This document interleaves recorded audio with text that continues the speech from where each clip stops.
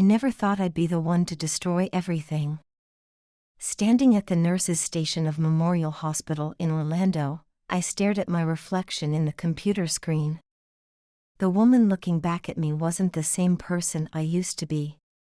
My blonde hair was pulled back in a neat bun, my scrubs were pristine, and my wedding ring caught the fluorescent light. Everything looked perfect on the surface. But nothing was perfect anymore. Mike and I had been married for 14 years. We had our beautiful daughter Lucy. A lovely house in the suburbs. The American dream, as they say. Mike worked construction, building other people's dreams while making sure ours stayed intact. He was a good man. Reliable. Steady. The kind of husband other women envied. Every Saturday, he took Lucy out for their special father-daughter time. They'd go to bookstores, get ice cream, and feed ducks at the park. It was their tradition, and it gave me time to work extra shifts at the hospital. At least, that's what it used to be for. "Sarah, we need you in Trauma 3. The voice of my colleague snapped me back to reality. Another busy day in the ER. Another chance to lose myself in the chaos of saving lives. That evening, as I drove home, I couldn't help but notice how the sunset painted the Orlando skyline in shades of orange and pink. It was beautiful, but somehow it made me feel empty inside. Mike was in the kitchen when I got home, making dinner while Lucy sat at the table doing homework. "Mom." Lucy jumped up to hug me, her dark hair swinging. She looked more like Mike every day. "Hey, honey," I kissed the top of her head, breathing in the familiar scent of her strawberry shampoo. Mike turned from the stove, giving me a quick peck on the cheek. "How was work?" "Busy," I replied, the lie coming easily now. The truth was, I'd been distracted all day. Thinking about the email sitting in my inbox. The opportunity that could change everything. Or destroy it all. "I need to talk to you about something," I said to Mike after Lucy went to bed. We sat at the kitchen table, the remains of dinner still visible. Miami Beach General offered me a temporary position. Mike's fork paused halfway to his mouth. "Miami Beach?" "It's just for 2 weeks," I explained quickly. "They're short-staffed, and they're offering great pay." He set his fork down slowly. "That's quite a commute, Sarah." "I'd stay there during the week," I said, watching his reaction carefully. "Come home on weekends." The silence stretched between us like a rubber band about to snap. "Lucy needs you here," he finally said. "She's 12, Mike. She'll be fine." "And what about us?" I reached across the table, taking his hand. "It's just 2 weeks."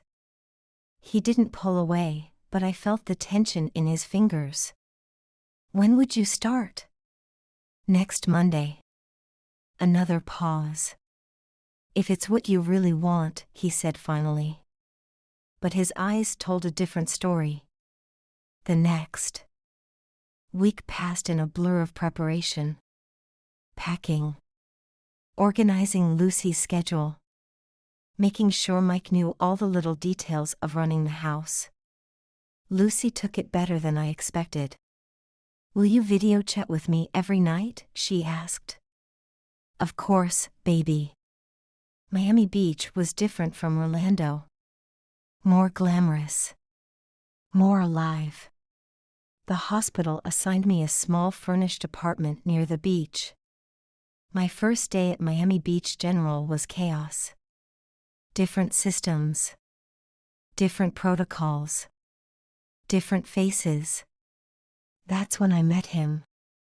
Jamie Cooper was brought in around noon. Shark attack victim. The water around his left leg was pink with blood. But he was conscious. And he was smiling. "First time I've ever been happy to see a hospital," he joked as we wheeled him into trauma. His leg needed surgery, but it wasn't as bad as it looked. The shark had only grazed him. I was assigned to his post-op care. "So, Nurse Sarah," he said when I checked his vitals that evening. "Do you always look this beautiful when treating shark attack victims?" I felt myself blush. "Mr. Cooper." "Jamie," he corrected. "Jamie, I'm married." He glanced at my ring. Lucky guy. I should have walked away then. Should have requested a different patient. But I didn't. Jamie was 32. A surfing instructor. His eyes were the color of the ocean he loved so much. And when he smiled, it felt like summer. Days passed. Jamie's leg healed. But something else was happening. Something I wasn't ready to admit. Every night, I video chatted with Lucy. Listened to her stories about school. About her days with Mike. I told them about the hospital. About the weather. But never about Jamie. He was discharged after a week. But he came back for follow-up appointments. Always during my shifts. Always with that smile. Then came the dinner invitation. "Just as a thank you," he said. "For saving my leg." I knew I should say no. Knew it was crossing a line. But I said yes. The restaurant was small. Intimate. Jamie talked about his life. His passion for surfing.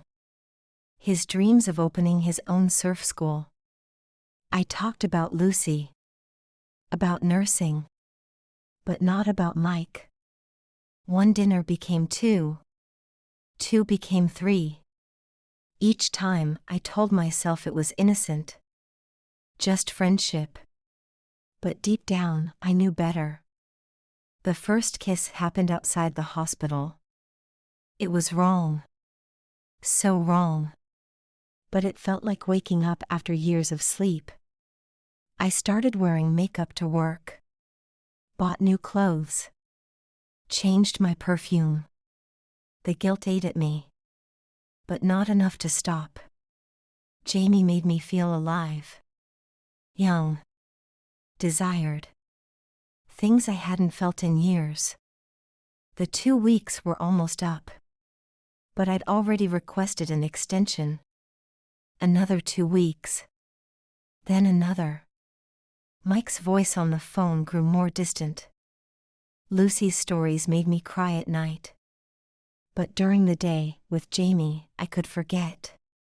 Until I couldn't. Until the day Mike showed up at the restaurant. Until everything exploded. Until the perfect lie I'd been living shattered into a million pieces. And that was just the beginning. Because what happened next would change all our lives forever. The night Mike found us, I couldn't sleep. Tossing and turning in my apartment, replaying the scene over and over. The look in his eyes. The way his fist hit the table. The silence afterward. Jamie had tried to call. I didn't answer. How had I let things go so far? How had I become this person? The morning brought no answers. Only more questions. And a sense of dread I couldn't shake. I went to work, going through the motions. Checking vitals. Administering medications. Avoiding the curious glances of my colleagues. Jamie showed up around noon. "We need to talk," he said. I followed him to the hospital garden. The same place where he'd first kissed me. "I'm sorry about last night," he started. "Don't," I cut him off. "This has to end." He reached for my hand. I pulled away. "Sarah, what we have is wrong," I said. "I have a daughter. Who says we can't make this work?" I looked at him then. Really looked at him. He was beautiful, young, full of life and dreams. But he wasn't my life. I need to go back to Orlando, I said. To my family. Is that what you really want? No. Yes. I didn't know anymore. It's what I need to do. He nodded slowly. At least let me see you tonight. Jamie. One last time. I knew I should say no. But I didn't. That night, I went to his beach house. The waves crashed outside. The moon painted silver streaks on the water. We talked about what could have been. About dreams and desires. About the price of happiness. Then we heard the noise. A crash from the back of the house. Jamie went to check. I heard shouting. The sound of breaking glass. Then a scream. I ran toward the noise. Found Jamie on the floor. Blood pooling around him. A figure in black disappeared through the broken window. I called 911. Tried to stop the bleeding. Whispered words I can't remember. But I knew. I knew before the paramedics arrived. Before they pronounced him dead. I knew that nothing would ever be the same again. The police questioned me for hours. About Jamie. About our relationship. About why I was there. They mentioned drug connections. People who might want him dead. Things I didn't know. Things I didn't want to know.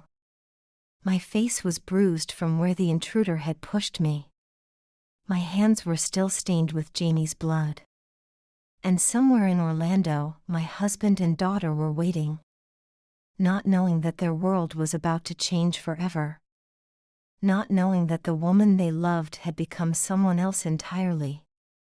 Not knowing that some mistakes can never be undone. The sun was rising over Miami Beach when they finally let me go. I stood on the hospital steps, watching the city wake up. Watching life go on as if nothing had happened.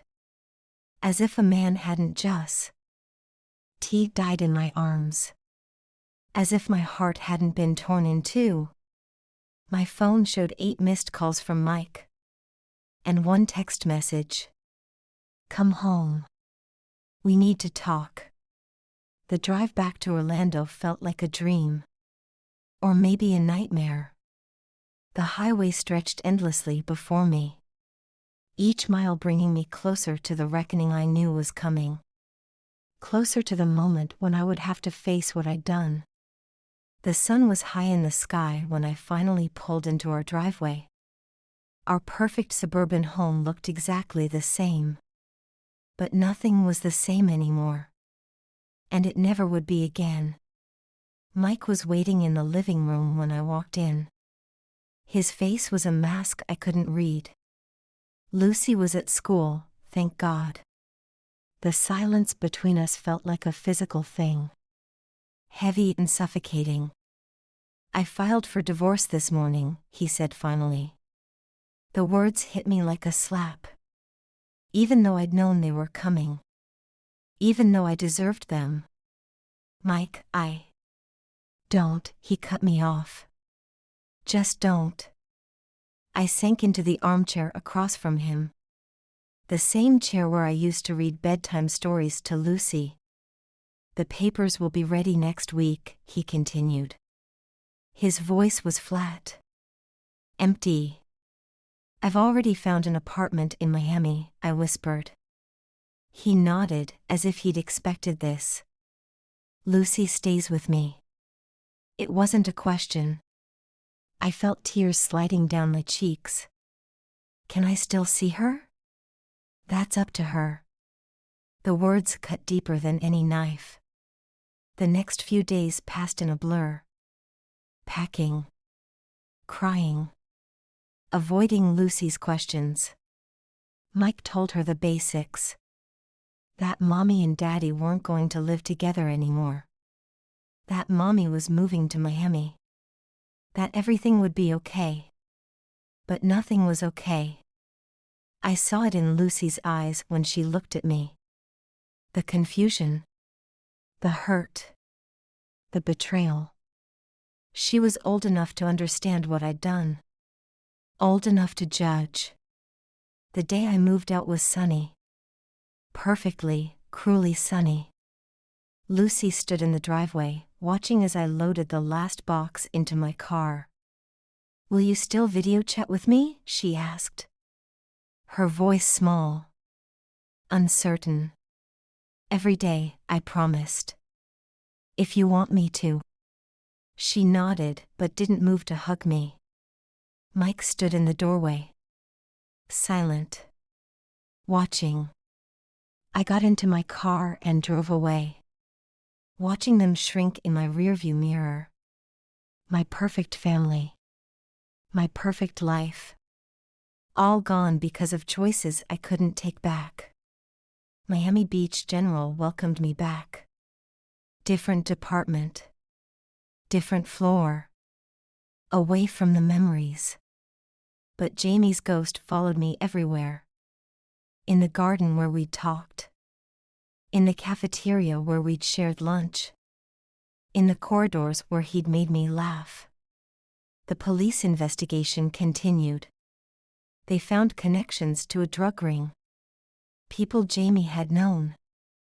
Things he'd been involved in. Each revelation felt like another betrayal. Another crack in the perfect image I'd created of him. Of us. Weeks turned into months. Lucy's video calls became less frequent. More awkward. She told me about school. About her friends. But never about Mike. And I never asked. Then one day, Jamie's brother Ryan showed up at the hospital. I recognized him immediately. The same ocean blue eyes. But harder. Colder. "We need to talk," he said. We sat in the hospital garden. The same place where everything had started. "The police found something," he said. "About Jamie." I braced myself for more revelations. More pain. "He was working with them," Ryan continued. "Undercover." The world tilted slightly. "What?" "He was helping them track a drug ring operating through the surf schools." I didn't know. No one did. That was the point. He pulled out a phone. Jamie's phone. They found this in his things. He showed me the last text message Jamie had sent. To his handler. The night he died. "Meeting contact tonight. Think this is it." I felt sick. "He was a hero," Ryan said softly. "And no one can ever know." I looked at him then. Saw the pain in his eyes. The pride mixed with grief. "Why are you telling me this?" "Because you deserve to know." "Because he loved you." The words hung in the air between us. Heavy with meaning. With regret. With possibilities that would never be. Ryan stood to leave. Paused. "He wouldn't want you to punish yourself forever." But that's exactly what I was doing. What I would always do. Because some mistakes can't be forgiven. Some wounds don't heal. The seasons changed. Summer faded into fall. Fall into winter. Lucy turned 13. I watched her blow out her candles through a phone screen. Mike met someone new. A kindergarten teacher named Rachel. Lucy mentioned her sometimes during our calls. Said she was nice. Kind. Everything I should have been. I threw myself into work. Took extra shifts. Volunteered for holidays. Anything to keep the memories at bay. Ryan stayed in touch. Coffee sometimes. Talks about Jamie. about grief, about moving forward. He understood something Mike never could. The weight of loving someone who was gone. The guilt of surviving. One night, after a particularly long shift, I found myself walking on the beach. The same beach where Jamie used to surf. The waves crashed against the shore. Endless. Eternal. I thought about the choices I'd made. The lives I'd changed. The heart I'd broken. My own included. And for the first time, I allowed myself to feel it all. The love. The loss. The regret. The hope. Because maybe Ryan was right. Maybe Jamie wouldn't want me to punish myself forever. Maybe there was a way forward. Not to happiness. Not yet. But to acceptance. To peace. I took off my shoes. Let the water wash over my feet. Cold. Cleansing. And I began to walk. One step at a time. Toward whatever came next. Toward the person I needed to become. For Lucy. For myself. The moon rose over the ocean. Silver light dancing on the waves. And somewhere, in the space between what W. As and what could be, I found the strength to keep going. To keep trying. To keep living. Even with a broken heart. Even with regret. Because that's all any of us can do. Keep moving forward. One wave at a time. One breath at a time. One day at a time. Until maybe, just maybe, we find our way back to ourselves. Spring came to Miami like a whisper. Soft breezes and blooming flowers. A year had passed since Jamie's death. Since my world had shattered. Lucy was thriving in 8th grade now. Her video calls were more regular again. Less strained. She told me about her first school dance. About the boy who asked her. About how Rachel helped her pick out a dress. It hurt, hearing another woman's name. But I swallowed the pain. Because Lucy was happy. And that's what mattered. Mike and Rachel got engaged in April. Lucy told me during one of our calls. Her voice careful. Watching my reaction through the screen. Are you okay, Mom? I forced a smile. Of course, sweetie. I'm happy for them. Another lie. But a necessary one. Ryan and I had become close friends. He understood the complexity of grief. The way it changes shape but never really leaves. We met for coffee every Sunday. Talked about Jamie. About life. About healing. You're different now, he said one day. Stronger. I wasn't sure about stronger. But different, yes. The woman who had fallen for Jamie was gone. Replaced by someone else.